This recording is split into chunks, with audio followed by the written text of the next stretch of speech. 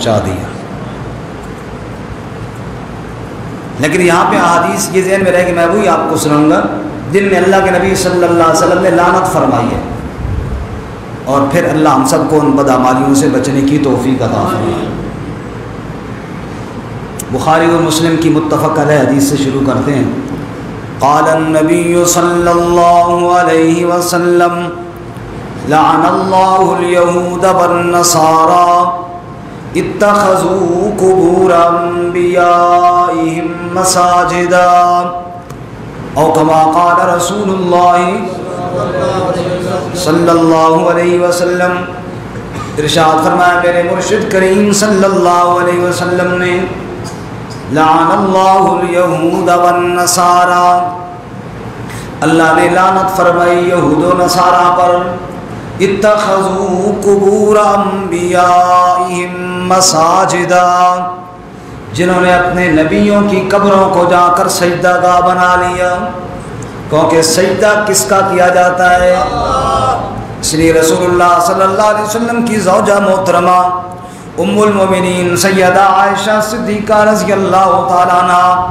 روایت کرتی ہیں، بیماری کے ایام میں اللہ کے نبی صلی اللہ علیہ وسلم یہ دعا بھی کیا کرتے تھے، اللہم لا تجعل قبری وثنا یعبد، اے اللہ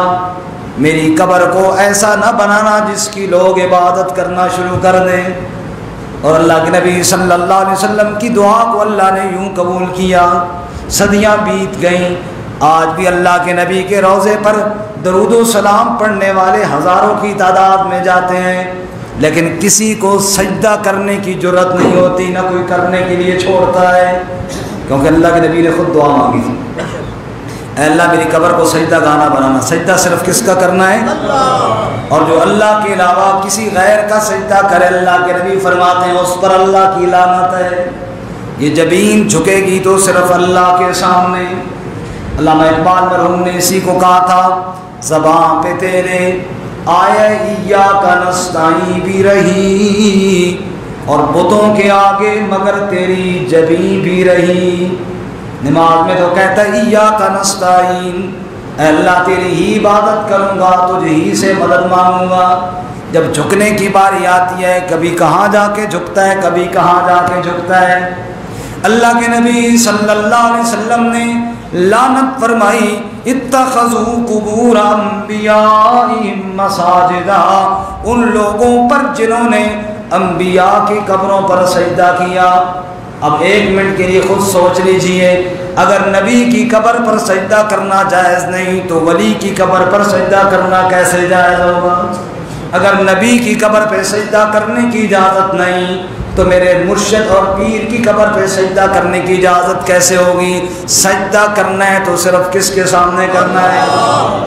وہی ذات واحد عبادت کے لائق، زبان اور دل کی شہادت کے لائق، اسی کے ہے فرما اطاعت کے لائق، اسی کی ہے سرکار خدمت کے لائق۔ لگاؤ تو لو اپنی اس سے لگاؤ، جھکاؤ تو سر اس کے آگے جھکاؤ۔ ہمارے پاس ساتھی ملتے ہیں نا تو جھک کر ملتے ہیں، علماء نے اس سے بھی منع کیا ہے، جھکنا نہیں ہے، بس محبت عقیدت احترام دل میں ہے، لیکن جھکنا ہے تو صرف اللہ کے سامنے جھکے۔ اور بعض ساتھی اتنے جھک جاتے ہیں کہ رکوع میں چلے جاتے ہیں، یہ رکوع کی حد تک جھک جاتے ہیں، یہ جائز نہیں ہے، حرام ہے، علماء نے لکھا ہے، فرمایا جھکنا ہے تو صرف اللہ کے سامنے جھکنا ہے، رکوع بھی اللہ کے لیے، سجدہ بھی اللہ کے لیے۔ رسول اللہ صلی اللہ علیہ وسلم سے اجازت مانگی بھی گئی، صحابہ کرام نے اجازت طلب بھی کی، یا رسول اللہ ہم نے دیکھا کیسر و کسریٰ کے بادشاہوں کے سامنے ان کے درباری سجدہ کرتے ہیں، آپ تو ان سے زیادہ حقدار ہیں کہ آپ کو سجدہ کیا جائے۔ آپ نے فرمایا وَاعْبُدُوا رَبَّكُمْ أَكْرِمُوا أَخَاكُمْ، عبادت رب کی کرو، احترام میرا کرو۔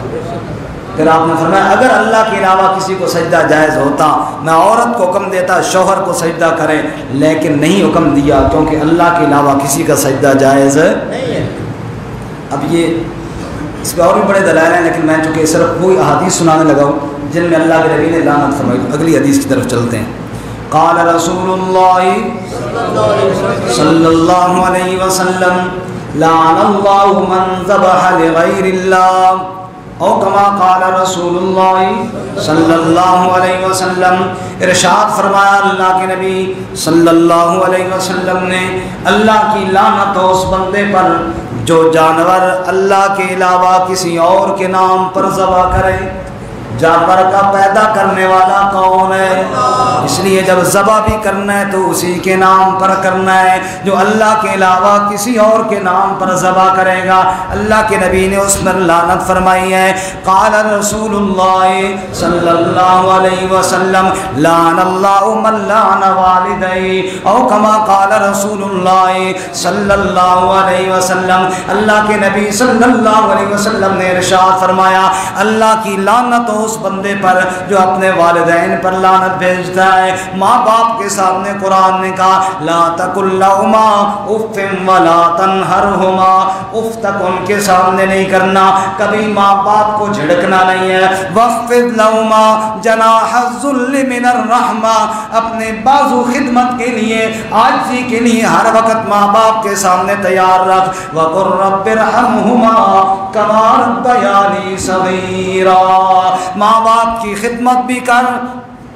اور رب کی بارگاہ میں ماں باپ کے لیے دعا بھی کر، رب ارحمہما کما ربیانی صغیرا، اے میرے پروردگار میری ماں اور میرے باپ پر اس طرح رحم فرما جیسے بچپن میں جب میں چھوٹا تھا انہوں نے مجھے شفقت اور پیار کے ساتھ پالا تھا۔ اللہ کریم نے ماں باپ کی خدمت کا حکم دیا ہے۔ جو بد نصیب ماں باپ کے ساتھ بدتمیزی کرتا ہے، ماں باپ کے ساتھ سخت لہجے میں بات کرتا ہے، حتیٰ کہ گالیاں دیتا ہے، حتیٰ کہ ماں باپ پہ لعنت کرنے پر آ جاتا ہے، اللہ کے نبی فرماتے ہیں لعن اللہ من لعن والدی، جس نے ماں باپ کو برا کہا، جس نے ماں باپ کے ساتھ بدتمیزی کی اور گالی کی، اللہ کی اس بندے پر لعنتیں برستی ہیں۔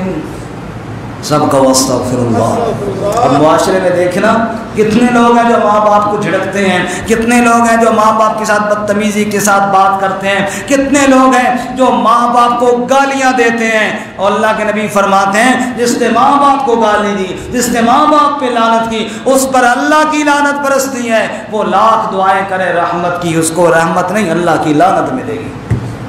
اللہ نے ماں باپ کی خدمت کی توفیق عطا فرمائے۔ قال رسول اللہ صلی اللہ علیہ وسلم لعن اللہ من آوى محدثا، اللہ کی لعنت ہو اس بندے پر جو بدعت کرنے والے کو ٹھکانہ دے، بدعت کی اشاعت کرے، بدعت کو آگے پھیلائے، بدعت کرنے والے کے ساتھ اللہ کے نبی صلی اللہ علیہ وسلم کی دین میں کوئی بندہ نئی چیز ایجاد کر رہا ہے اور اس کو ثواب سمجھ رہا ہے، اللہ کی لعنت ہو اس بندے پر جو بدعت کرے یا بدعتی کو ٹھکانہ دے۔ رسول اللہ صلی اللہ علیہ وسلم نے اس لیے ارشاد فرمایا قیامت کا دن ہوگا، میں حوض کوثر پر موجود ہوں گا، کچھ لوگ پانی پینے کے لیے میرے حوض کے قریب آ رہے ہوں گے، فرشتے ان کو دور کر رہے ہوں گے، میرے حوض سے دور ہٹا رہے ہوں گے، میں سمجھوں گا یہ تو میرے اپنے معلوم ہوتے ہیں، میں کہوں گا آنے دو ان کو، صحابی ہو صحابی، یہ تو میرے اپنے ساتھی معلوم ہوتے ہیں، ان کو آنے دو۔ فرشتے مجھے جواب میں کہیں گے انک لا تدری ما حدثوا بعدک، اے اللہ کے نبی آپ کو پتہ نہیں انہوں نے آپ کے دین میں کتنی نئی باتیں، نئی چیزیں ایجاد کر لی ہیں۔ رسول اللہ صلی اللہ علیہ وسلم نے ارشاد فرمایا جب مجھے یہ پتا چلے گا یہ بدعتی لوگ ہیں، بدعت کرنے والے ہیں، میں کہوں گا سحقن لمن غیر دینی بعدی، جس نے میرے بعد میرے دین کو تبدیل کیا اسے دور کرو، میرے حوض کوثر سے دور کرو، میں اس کو پانی نہیں پلاؤں گا۔ اللہ کے نبی فرماتے ہیں خبردار لوگوں، دین کے اندر نئی بات ایجاد نہ کرنا۔ سیدہ عائشہ صدیقہ رضی اللہ تعالیٰ عنہا روایت کرتی ہیں قال رسول اللہ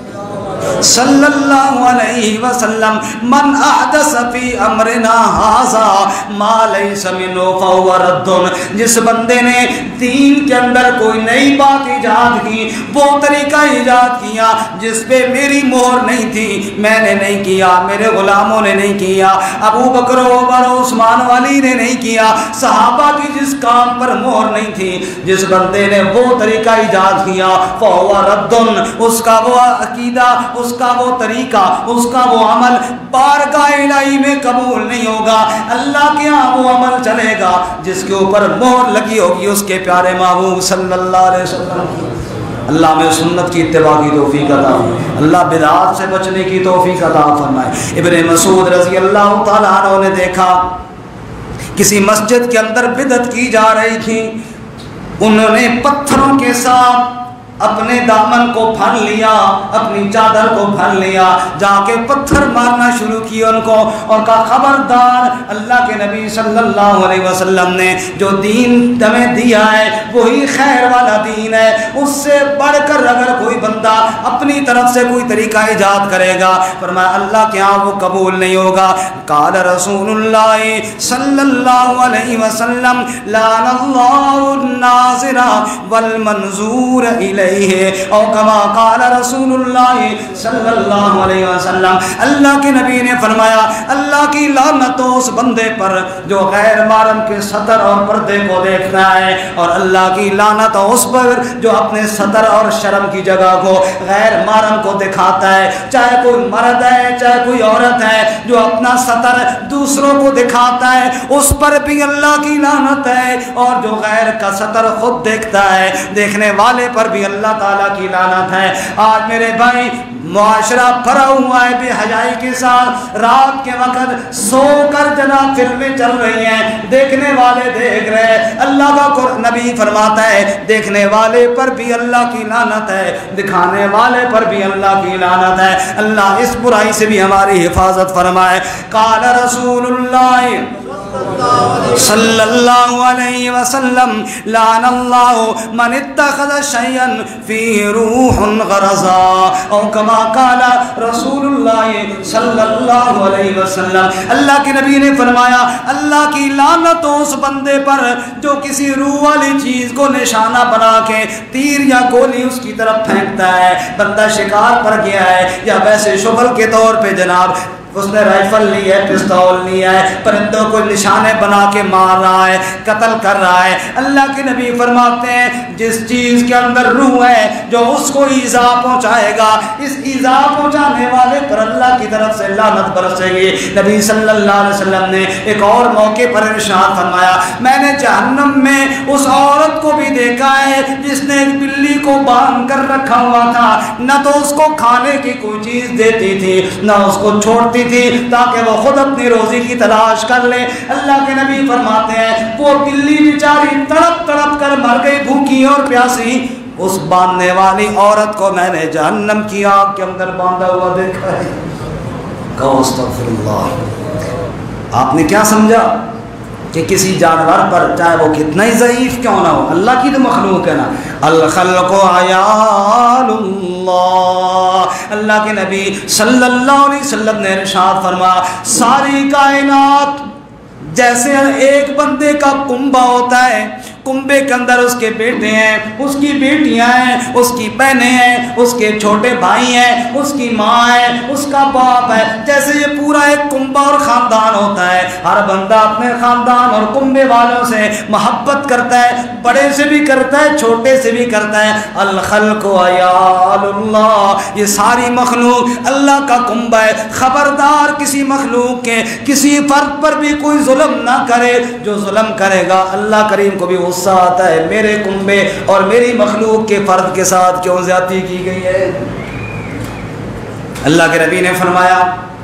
ایک پیاسا کنواں، ایک کنویں کے پاس پیاسا کتا اپنی زبان باہر لٹکا کر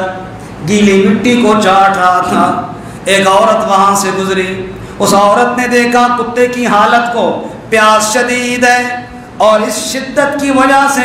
گیلی مٹی چاٹ رہا ہے، گیلی مٹی کے اوپر زبان رگڑ رہا ہے، اس کو ترس آیا، کنویں کی طرف دیکھا، ڈول بھی وہاں موجود کوئی نہ تھا، رسی بھی وہاں موجود کوئی نہ تھی، چانک کر دیکھا پانی کنویں میں تھا لیکن ڈول رسی وہاں پر موجود کوئی نہ تھی۔ اللہ کے نبی صلی اللہ علیہ وسلم نے ارشاد فرمایا اس عورت نے اپنے دوپٹے کو چیرا اور اس کے کئی ٹکڑے کر کے رسی بنائی، جوتے کو اس نے ڈھول بنایا، جوتا باندھا اس رسی کے ساتھ، کنویں کے اندر اتار دیا، وہاں جوتے میں پانی نکالا اور پانی نکال کر کتے کو پلا دیا۔ اللہ کے نبی نے یہ عمل دیکھ کر، اللہ تعالیٰ نے یہ عمل دیکھ کر اس عورت کے سب گناہوں کو معاف فرما دیا۔ صحابہ نے پوچھا یا رسول اللہ کتوں پہ رحم کریں، کتے پہ پانی پلائیں یا کسی مخلوق میں سے کسی کو پانی پلائیں، اس پر بھی اللہ خوش ہوتے ہیں؟ فرمایا جس کے اندر اللہ نے جگر اور کلیجہ رکھا ہے نا، اس کی خدمت کرو، اللہ تم سے راضی ہو جائیں گے۔ قال رسول اللہ صلی اللہ علیہ وسلم لعن اللہ الخمر، اللہ کے نبی صلی اللہ علیہ وسلم نے فرمایا اللہ کی لعنت ہو شراب پر۔ کس پر؟ شراب تو ہمارے معاشرے میں ختم ہو گئی ہے نا، زمانہ جہالت میں لوگ پیتے تھے، اب تو بادشاہ سب نے چھوڑ دی، کتنی عام بک رہی ہے، اور ہمارے اسلام آباد کی سڑکوں پہ اور گلیوں میں لوگ پی کے دھڑلے کے ساتھ پھرتے ہیں اور کسی کی جرت نہیں ہوتی اس کو روکنے کی، گالیاں بک رہا ہے کوئی، کیوں جی اس نے پی ہوئی ہے جی، لیکن کسی کی جرت نہیں ہے اس کو روکنے کی۔ اللہ کے نبی نے کیا فرمایا؟ لعن اللہ الخمر، اللہ کی لعنت ہو شراب پر، وشاربا وساقیا، پینے والے پر، پلانے والے پر، اس کو بیچنے والے پر، اس کو خریدنے والے پر، اس کو نچوڑ کر تیار کرنے والے پر، جس کے لیے نچوڑا گیا اس پر اللہ کی لعنت، جو اٹھا کر لے کر گیا، وہ جی میں نے تو صرف گاڑی رکھی ہوئی ہے، میں تو اٹھا کر لے گیا تھا، میں نے تو اپنی مزدوری لی ہے۔ اللہ کے نبی فرماتے ہیں شراب اٹھا کر لے جانے والے پر بھی اللہ کی لعنت ہے، اور جس کی طرف اٹھا کر لے کر گیا ہے، جو دکاندار آگے بیچ رہا ہے، اللہ کے نبی فرماتے ہیں اس پر بھی اللہ کی لعنت ہے، جو بیچ کر پیسے کھا رہا ہے، اللہ کے نبی فرماتے ہیں اس پر بھی اللہ کی لعنت ہے۔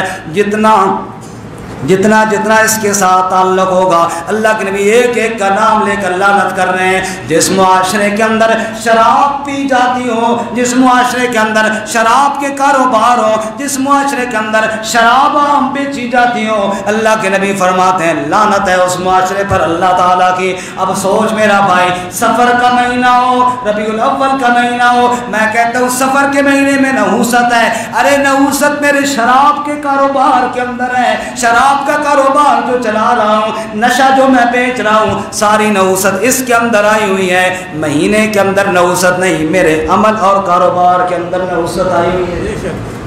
برا عمل بندہ نہ چھوڑے اور کہے جناب فلانے مہینے اور فلانے دن میں نحوست ہے، نہیں میرے بھائی، حلال کی کمائی کے اندر برکت ہے اور حرام کی کمائی کے اندر نیری نحوست ہے۔ قال رسول اللہ صلی اللہ، زور سے کہو صلی اللہ، اللہ کے نبی فرماتے ہو بندہ بخیل ہے جس کے سامنے میرا نام لیا جائے اور وہ درود نہ پڑھے، زور سے کہو صلی اللہ۔ قال رسول اللہ صلی اللہ علیہ وسلم لعن اللہ من غیر منار الارض، او کما قال رسول اللہ صلی اللہ علیہ وسلم، اللہ کے نبی فرماتے ہیں اللہ کی لعنت ہو اس بندے پر جو زمین کی حد اور بننے کو تبدیل کرتا ہے۔ زمین کی حدود ہوتی ہے نا، ان کو ہم اپنی زبان بننا کہتے ہیں، یہ میرا پلاٹ ہے، میری زمین ہے اور یہ ساتھ والے کی زمین ہے، بیچ میں جو تھوڑے سے حد رکھتے ہیں نا اس کو کیا کہتے ہیں آپ لوگ؟ ہم تو بننا جی، وٹ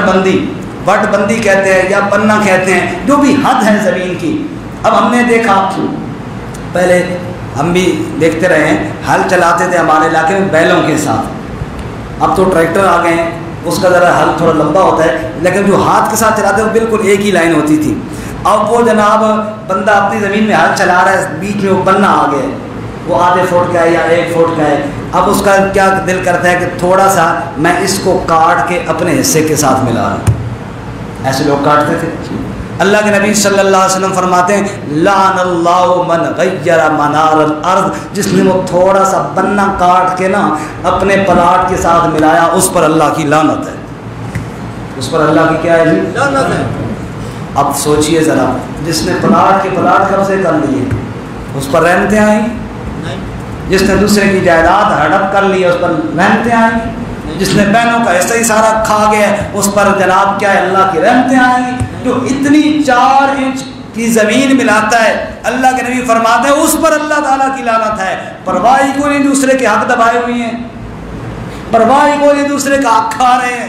احساس ہی کوئی نہیں دوسرے کا حق دبا کر، اور پھر دعائیں بھی کرتے ہیں اللہ رحمت کرے، اللہ کاروبار میں برکت دے۔ ارے بابا اس کاروبار میں برکت نہیں آ سکتی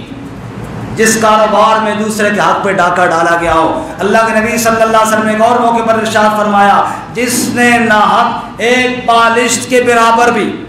ایک بالشت کے برابر بھی جس نے ناحق کسی کی زمین پر قبضہ کیا، قیامت والے دن 7 زمینوں کا طوق اس کے گلے میں ڈالا جائے گا۔ 7 زمینوں کی جو مٹی ہے نا وہ اٹھا کر اس کے گلے میں ڈالی جائے گی، اور وہ دن قیامت کے محشر والے دن سب لوگوں کے سامنے پھر رہا ہوگا، اور لوگ دیکھیں گے اچھا اس نے چوری کی تھی، ہم تو اس کو بڑا معزز سمجھتے تھے، محفلوں میں اس کو بڑا عزت دیا کرتے تھے، شادی بیاہ کے موقع پہ پورا پروٹوکول دیا کرتے تھے، ہم تو اسے معززین علاقہ میں شمار کرتے تھے، اور ان صاحب نے یہ چوری کی ہے، اور دیکھو قیامت والے دن سب کے سامنے اٹھا کے لائے گا۔ اور قرآن میں بھی اللہ فرماتے ہیں وَمَن يَغْلُلْ يَأْتِ بِمَا غَلَّ يَوْمَ الْقِيَامَةِ، جو خیانت کرے گا نا وہ خیانت دن قیامت کے اٹھا کر سامنے لائے گا۔ اب میں ایک آفس میں کام کرتا ہوں، وہاں پہ ملازم ہوں، وہاں کی چیزیں میں اٹھا کر گھر لے جاؤں اور اپنوں میں تقسیم کروں، رشتہ داروں میں تقسیم کروں، یہ خیانت نہیں تو اور کیا چیز ہے؟ اب میں مسجد کا امام ہوں، آپ کی اس مسجد کا،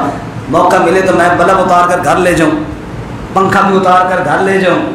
اور کچھ یہاں لگاؤں، کوئی اپنے گاؤں بھیج دوں، یہ میرے لیے جائز ہوگا؟ اسی طرح آپ کے لیے بھی جائز نہیں ہے۔ آپ سے مراد ہر اس بندے کے لیے جو کسی دفتر میں ملازم ہے کہ وہاں سرکاری چیز اٹھا کر گھر لے آئے،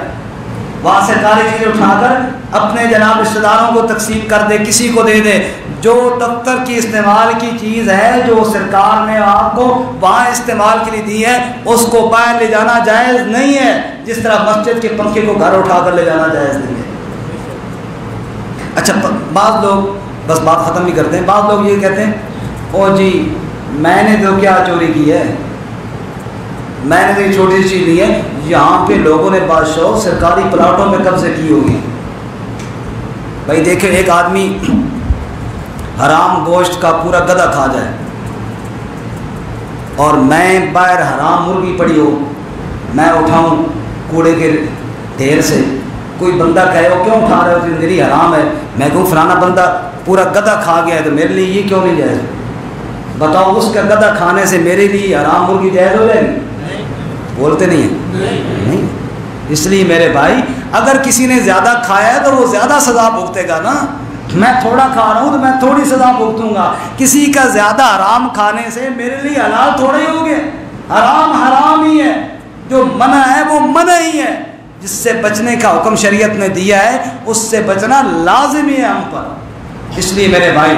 دوسرے کے حقوق کے بارے میں بہت احتیاط کی ضرورت ہے۔ اللہ تعالی ہماری حفاظت فرمائے، لقمہ حلال اللہ نصیب فرمائے، لقمہ حرام سے اللہ حفاظت فرمائے۔ وآخر دعوانا الحمدللہ رب العالمین۔